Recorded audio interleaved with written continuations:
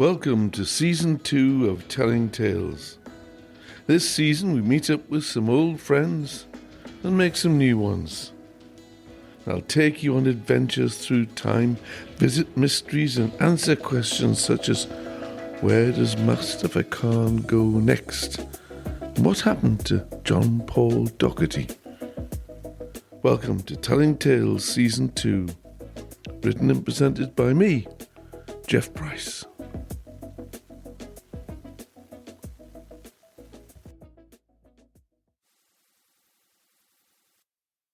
I've always been a fan of Sherlock Holmes, and I've always been a fan of Conan Doyle's Sherlock Holmes stories.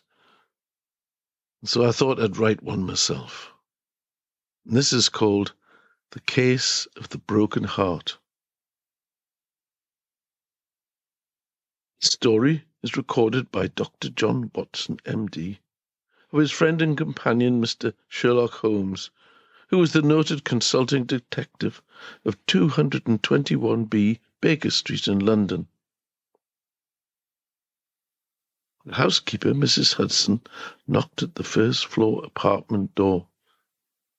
"Inspector Lestrade," she announced. Lestrade and Sergeant Jackman entered the living room.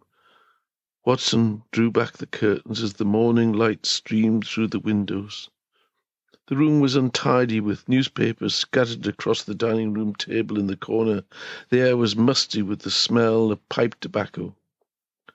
Sergeant Jackman was carrying a small wooden box with a steel handle. "I see that you slept very late last night, Lestrade, and you didn't enjoy your usual breakfast of fried eggs and bacon." Holmes looked at the inspector, who, rather than being confused by Holmes' insightful observations, looked annoyed. Lestrade looked irritated and said, "I don't have time for your games, Holmes, and anyway I haven't come to see you, but to seek the good doctor's advice and help." Is it murder?" Holmes interjected, and Lestrade ignored him. "Jackman, the box." Lestrade pointed to the table next to Watson. Please take a look at this, Doctor." Dr. Watson gingerly opened the box. It was lead-lined and filled with ice, which was stained red with blood. In the middle was a heart. What can you tell me about this?" Lestrade inquired. "In my days," Watson said, "serving in the Afghan wars, I saw many open chest wounds and some with the heart still beating, but it's still a shock to see something as grim as this. It appears to be a human heart, although it's sometimes difficult to tell the difference between that and a pig's. However, in the swine heart, the right auricle is a narrow tubular appearance compared with the triangular shape of that in humans," said Watson, pointing to the right side of the heart. "It's in very good condition and was removed with a little skill."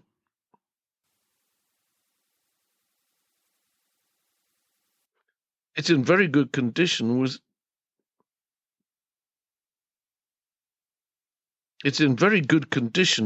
removed with a little skill.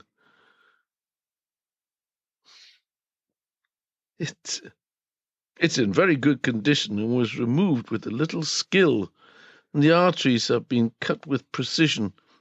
I would venture to say it's of a fit young person, probably in their early 20s. It's difficult to tell if they're male or female, but from the size I would say most likely a female, as female hearts tend to be slightly smaller.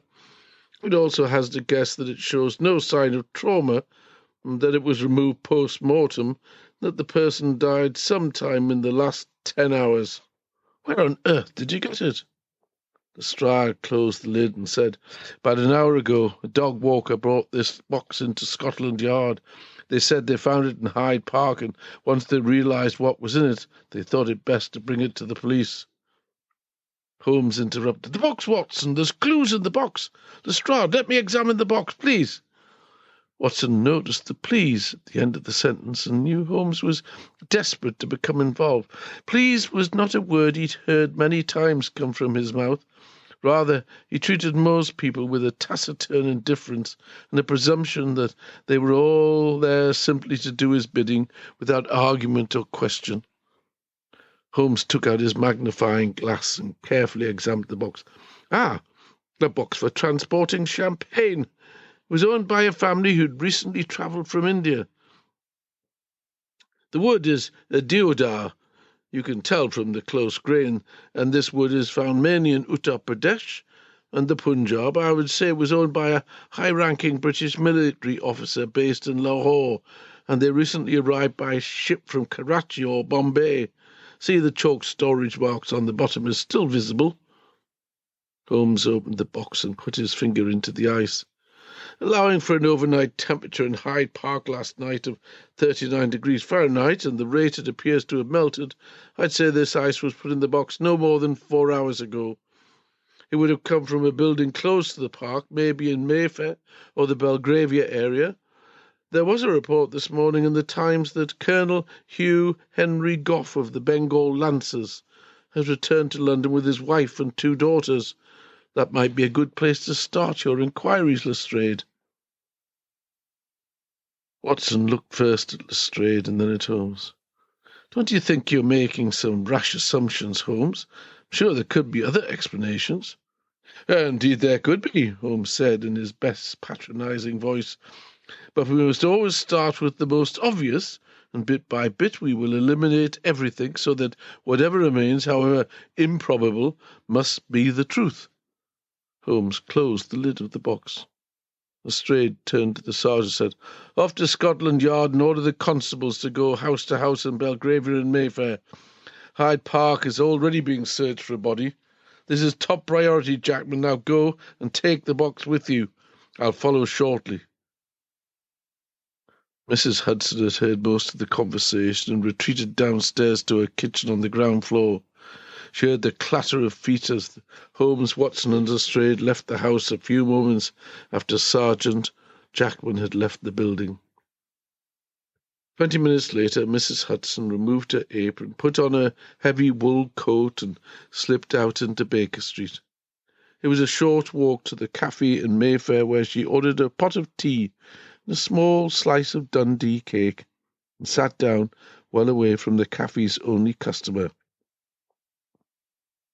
It was their usual meeting place, and it wasn't long before the Professor joined her.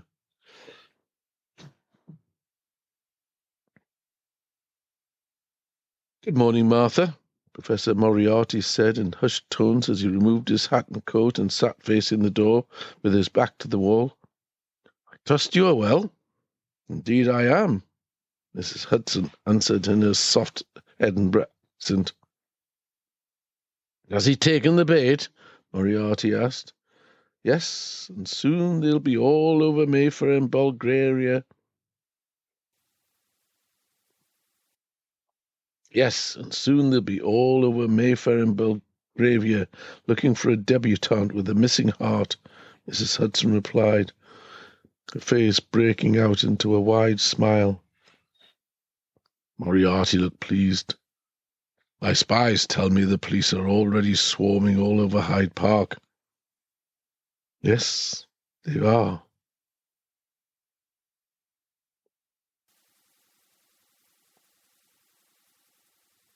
Mrs. Hudson had never hidden her contempt for Holmes from the Professor. His arrogance and dismissive way he treated her made her an easy recruit to be part of Moriarty's plans. She liked Dr. Watson, but there was money involved in this, and her head always ruled her heart. Mrs. Hudson leaned forward. "Where did you get the heart from?" Moriarty smiled. "I got it from a mortician. She was just a young girl. She'd been run down by a cart early yesterday. The box, I picked it up in a pawn shop on Petticoat Lane. With enough money, you can buy anything in London. And talking of money," he pushed a small cloth purse across the table. Mrs. Hudson prized it open. "Thank you, but there's more here than we agreed. Not that I'm complaining. Every little helps a poor widow." Yes, I know. It's a bonus. You've been a good worker for me, and dare I say it, a friend as well, but today is our last meeting. Once the task of moving all our... And at this point, Moriarty glanced around the room, but there was no one else in the cafe other than the waitress and a rather dishevelled old man who nursed a pot of coffee on the other side of the room. Savings out of the city. Then I'm closing down our operations. We sail for New York on the Oceanic tonight. There are rich pickings there. You'd be welcome to join us. No, thank you. I've enough saved to return to Edinburgh and open a small boarding house there. Then, Moriarty said as he rose from his seat, I bid you farewell. At that moment he noticed a movement behind him and turned to see the old man standing just behind him. Spare a few pennies for an old soldier, sir? The old man asked in an obsequious voice. Get about your business and leave me alone, Moriarty retorted as he swept out of the door. Well done, Mrs. Hudson, the old soldier said, his manner and voice now completely changed. He sat down beside her. From the back kitchen of the cafe, Inspector Lestrade and Dr. Watson appeared. My pleasure, Mr. Holmes, Mrs. Hudson said, a broad grin on her face. I trust you have all the information you require? Indeed I have. The inspector can now round up Moriarty's gang and recover most of the loot they've stolen during their stay in London. The people of this great city owe you a debt of gratitude and will sleep a little safer in their beds tonight. Mrs. Hudson smiled. And my reward? As agreed, Mrs. Hudson, the insurance company will pay you 10% of the recovered value of Moriarty's loot. It should be more than enough for a fine boarding house in Edinburgh.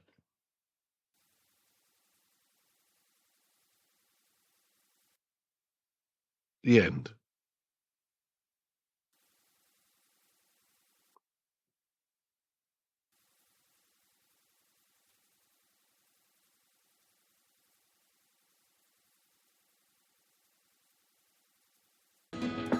If you enjoyed this episode, then please support my podcast by buying me a coffee.